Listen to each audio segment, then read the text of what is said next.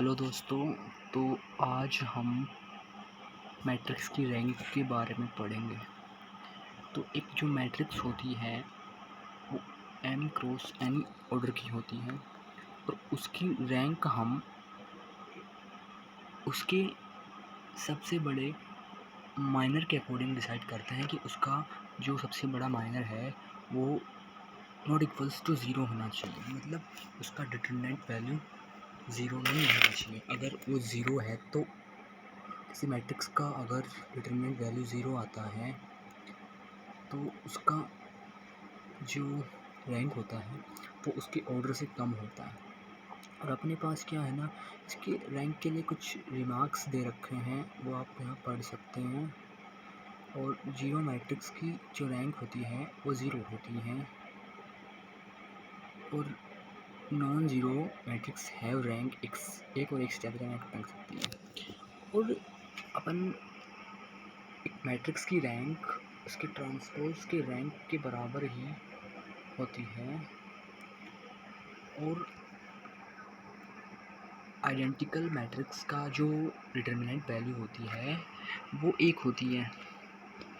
Example के लिए अपने को दे रखा है, एक मैट्रिक्स दे रखा है अपने को, ये मैट्रिक्स दे रखा है और इस मैट्रिक्स का जो डिटरमिनेंट वैल्यू है वो नॉट इक्वल्स टू ज़ीरो है और इसकी वैल्यू 2 है। तो हम इसमें बोल सकते हैं कि इसका जो ऑर्डर है वही इसकी रैंक होगी। मतलब इसकी रैंक अपन ने 3 डिसाइड कर दी क्योंकि इसकी डिटरमिनेंट वैल्यू ज़ीरो नहीं आ रही है। अगर इसकी डिटरमिनेंट वैल्यू ज़ीरो आती तो उसकी रैंक 3 अपन कंसिडर ही नहीं करते। और अब दूसरा एग्जांपल देखते हैं अपन कि एक अपने को एक मैट्रिक्स दे रखी है और इसके अंदर इसका डिटरमिनेंट वैल्यू ज़ीरो आ रहा है इस मैट्रिक्स का, तो इसकी रैंक 3 से कम होगी क्योंकि इसका हाईएस्ट ऑर्डर 3 है, तो 3 से इसकी रैंक कम ही होगी। और इसका एक माइनर का जो डिटरमिनेंट है वो ज़ीरो नहीं है, तो इसकी रैंक अपन 2 कंसिडर करेंगे। अपन इसकी रैंक 2 कंसिडर करेंगे क्योंकि इसके अंदर अपना, क्योंकि इसकी जो डिटरमिनेंट वैल्यू है वो ज़ीरो है, तो अपन इसकी रैंक 3 नहीं बोलेंगे, इसकी डिटरमिनेंट वैल्यू 3 नहीं बोलेंगे। एलिमिनेटरी ऑपरेशंस क्या होते हैं? एलिमेंट्री ऑपरेशंस की बात करते हैं तो इसमें अपन रो को दूसरी रो में चेंज कर सकते हैं, किसी कॉलम को दूसरे कॉलम में चेंज कर सकते हैं और अपन इसके अंदर मल्टीप्लिकेशन भी कर सकते हैं। अगर एक रो को किसी कांस्टेंट वैल्यू से मल्टीप्लाई कर सकते हैं, एक कॉलम को अपन किसी कांस्टेंट वैल्यू से मल्टीप्लाई कर सकते हैं, मतलब रो और कॉलम दोनों को मल्टीप्लाई कर सकते हैं। और अपन रो को इंटरचेंज कर सकते हैं, उसको उसमें किसी रो को किसी कांस्टेंट से मल्टीप्लाई करके ऐड कर सकते हैं और यही ऑपरेशन अपन कॉलम के साथ भी कर सकते हैं। इक्विवेलेंट्री मैट्रिक्स इसमें आपको दे रखा है, अगर आपको इम्पोर्टेंट लगे तो पढ़ सकते हैं। और कुछ रिमार्केबल थिंग्स यहाँ पे दी हुई हैं वो आप देख सकते हैं। आप यहाँ पे रिमार्क कर सकते हैं कि आपको कुछ छूट जाता है तो आप यहाँ पढ़ सकते हैं। इसके बाद अपन सीधा एस्लॉन फॉर्म पे आएंगे, जिसे इक्लॉन फॉर्म भी बोलते हैं। कई टीचर्स एस्लॉन फॉर्म बोलते हैं, कई टीचर इक्लॉन फॉर्म बोलते हैं। इक्लॉन फॉर्म के बारे में डिस्कस करने से पहले आप इस रिमार्क को पहले पढ़ लीजिए, उसके बाद हम आते हैं इक्लॉन फॉर्म ऑफ ए मैट्रिक्स। मतलब एक मैट्रिक्स के लिए इक्लॉन फॉर्म क्या होती है? इक्लॉन फॉर्म एक मेथड होता है एक मैट्रिक्स की रैंक निकालने के लिए। इसके अंदर अपन जो मैट्रिक्स अपने को दी जाती है उसमें जो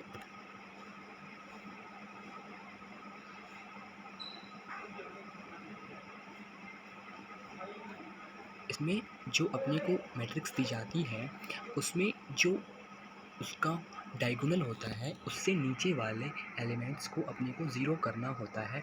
और ऐसा करने में अगर डायगोनल के एलिमेंट ज़ीरो होते हैं तो अपने को कोई दिक्कत नहीं होगी, लेकिन हमें डायगोनल से नीचे वाले अपने को कंपलसरी है कि हमें ज़ीरो करने ही करने हैं, तभी अपन उसकी रैंक फाइंड आउट कर सकते हैं। अब हमें कोई भी मैट्रिक्स दे रखी होगी, जैसे कि अपने को ये मैट्रिक्स दे रखी है, अपने पास कई मैट्रिक्स दे रखी हैं, इसके अंदर अपने को डायगोनल से नीचे वाले जो भी एलिमेंट्स हैं उनको ज़ीरो करना है। और ऐसे करने में अगर अपने को डायगोनल के जो एलिमेंट्स हैं वो ज़ीरो हो सकते हैं और इसके बाद में जो माइनर का डिटरमिनेंट वैल्यू ज़ीरो नहीं आएगा तो वो कर सकते हैं। ये अपने पास एक मैट्रिक्स गिवन है, इसमें अपन R2 को R2 में ऐड कर रहे हैं R1 से -2 से मल्टीप्लाई करके, और R3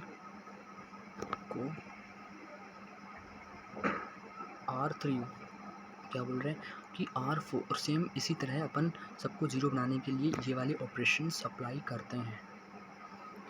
ये करने के बाद हमारे पास ये मैट्रिक्स आएगी, इसमें फिर से अपन ये सारे ऑपरेशन इसमें अप्लाई करने के बाद में फिर जो मैट्रिक्स बनती है उसके साथ अपन ये वाला ऑपरेशन अप्लाई करते हैं, उससे फिर ये आएगा।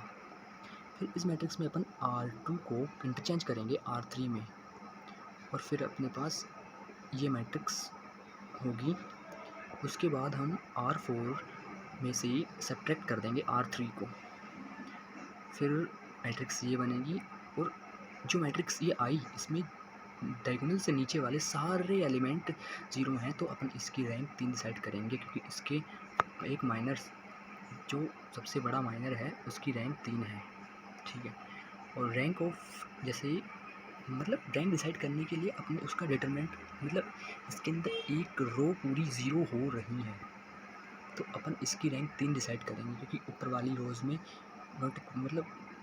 नॉन ज़ीरो एलिमेंट्स हैं। ये क्वेश्चन दे रखा है, ये बोल रहा है कि इसको रिड्यूस करो इक्लोन फॉर्म में और ये करो। तो अपन क्या करेंगे, अपने को डायगोनल से नीचे वाले एलिमेंट्स सबको ज़ीरो बनाना है। तो इसको क्या है 3 से मल्टीप्लाई करके R2 में से सब्ट्रैक्ट कर देना है, और R1 को -2 से मल्टीप्लाई करके R3 में ऐड कर देना है। ऐसा करने पर मेरे पास दो रो में जितने भी एलिमेंट है वो ज़ीरो हो जाएंगे, इसकी रैंक 1 हो जाएगी।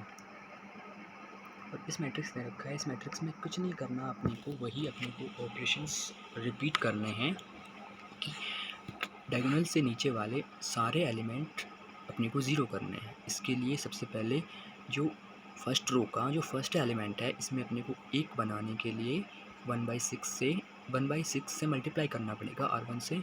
उसके बाद हम R2 में सब्ट्रैक्ट कर देंगे 5 टाइम्स करके R1 को। ऐसे जैसे ये ऑपरेशंस दे रखे हैं अपन वो ऑपरेशंस इसमें अप्लाई करेंगे तो अपने पास ये वाली मैट्रिक्स बनेगी।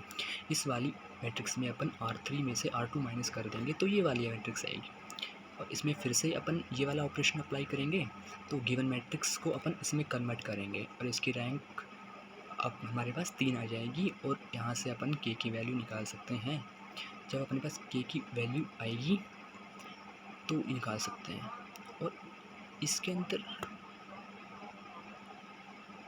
अपने पास क्या दे रखा है, एलिमेंट्री मैट्रिक्स के अंदर अपने पास क्या बनाना, हमें जो मैट्रिक्स दी होती है उसे हमें आइडेंटिकल मैट्रिक्स में कन्वर्ट करना होता है और उसके रूप में लिखना होता है, उसकी फॉर्म में लिखना होता है। हमें आइडेंटिकल मैट्रिक्स की फॉर्म में हमें लिखना होता है। बाकी जो मैट्रिक्स बनती है, सपोज़ करो कि अपने पास एक मैट्रिक्स दे रखी है, हमें उसे आइडेंटिकल मैट्रिक्स में कन्वर्ट करने के लिए रो ऑपरेशंस कॉलम ऑपरेशंस अप्लाई करने होते हैं। और ऐसे करने के बाद हमें उसे I2, I3, I4 के रूप